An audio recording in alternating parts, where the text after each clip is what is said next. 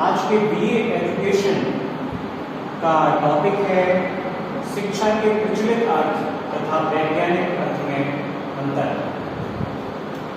ये सभी क्लास के लिए हो सकता है क्योंकि वो किसी भी क्लास में हो, एजुकेशन डिपार्टमेंट से उनका रिलेशन होना चाहिए अगर वो एजुकेशन से रिलेटेड है।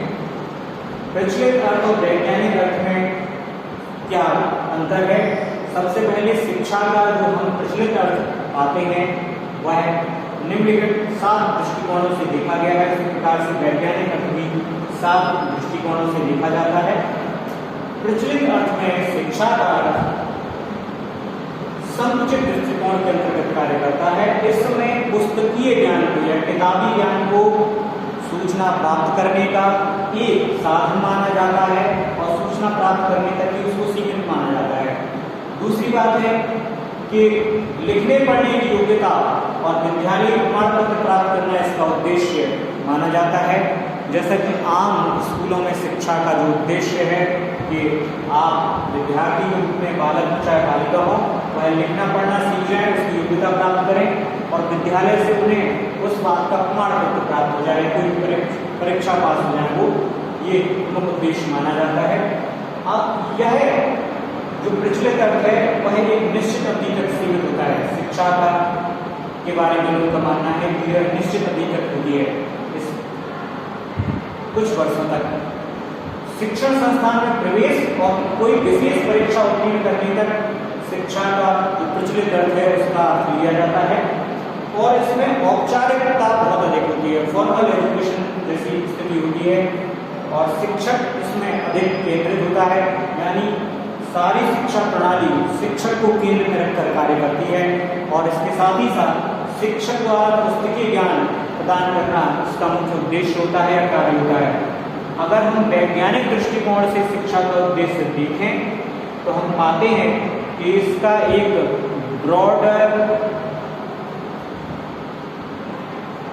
दृष्टिकोण होता है, व्यापक दृष्टिकोण होता है और इसमें ज्ञान का बोध कराना, उसको व्यवहार में प्रयोग करना और उस व्यवहारिक प्रयोग की क्षमता में उत्तरोत्तर वृद्धि करना वैज्ञानिक दृष्टिकोण से अर्थ होता है।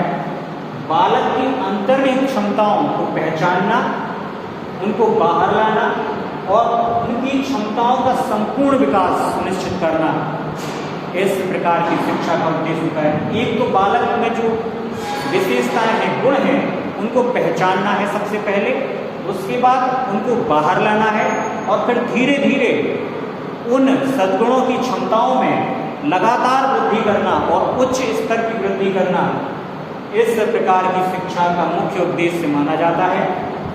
जन्म से लेकर मृत्यु तक इस प्रकार की शिक्षा लगातार चलती रहती है। इसमें शिक्षा साधन भी है और साध्य भी है। लोग ऐसा मानते हैं कि शिक्षा कभी समाप्त नहीं होती। व्यक्ति, बालक या बालिका जब अपने माता के गर्भ में आते हैं तब से लेकर और उनकी मृत्यु होने तक लगातार शिक्षा व्यक्ति की चलती रहती है। औपचारिकता और अनौपचारिकता की जो शिक्षा है या औपचारिक शिक्षा है और अनौपचारिक जो शिक्षा का स्वरूप है उसका मिला जुला रूप वैज्ञानिक अर्थ में शिक्षा से लिया जाता है। यह बाल केंद्रित है।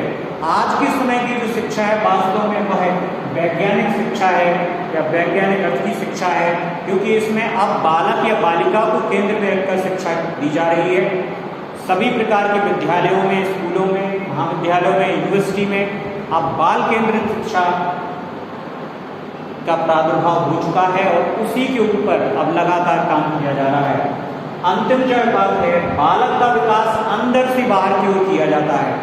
मैंने पहले ही कहा कि इसमें बालक की अंतर्निहित शक्तियों को सबसे पहले पहचाना जाता है। उन शक्तियों में जो सद्गुण हैं उनको बाहर लाया जाता है और उनको इतने अधिक रूप में विस्तार दिया जाता है कि बालक या बालिका के जो दुर्गुण हैं, अवगुण हैं, वो ढक जाएं। जैसे प्रकाश से अंधेरा ढक जाता है, उसी प्रकार से बालक के सद्गुणों को इतना अधिक बढ़ा दिया जाए, इतने बड़े रूप में विकसित कर दिया जाए कि उसके अवगुण किसी को भी नजर ना आए। फिर उन सद्गुणों के द्वारा उसकी क्षमताओं में वृद्धि की जाए और वो क्षमताएं इतने अधिक रूप में हों कि उन्हें संपूर्ण विकास के रूप में बतलाया जा सके, यह मुख्य उद्देश्य होता है। और इसमें एक महत्वपूर्ण बात यह है कि शिक्षा के वैज्ञानिक अर्थ में जो शिक्षक है वो एक माली के समान बालक या बालिका का देखभाल करता है, उनका पोषण करता है, उनकी वृद्धि का ध्यान करता है। जैसे एक माली बगीचे में उत्पन्न होने वाले कूड़ा करकट अवशिष्ट पदार्थों को बाहर कर देता है और बाग की सुंदरता को लगातार बढ़ाने में अपना योगदान करता है, उसी प्रकार से एक शिक्षक वैज्ञानिक अर्थ में प्रदान की हुई शिक्षा में बालक या बालिका की देखभाल माली के समान करता है, ताकि व्यक्ति बालक हो या बालिका हो उसका संपूर्ण विकास सुनिश्चित हो सके, शारीरिक रूप से, मानसिक रूप से, सामाजिक रूप से, पारिवारिक रूप से, विद्यालयी रूप से और शैक्षिक रूप से भी सभी प्रकार के विकास को बढ़ाना इस प्रकार की शिक्षा का वैज्ञानिक अर्थ में रूप ग्रहण किया जाता है। धन्यवाद। Thank you.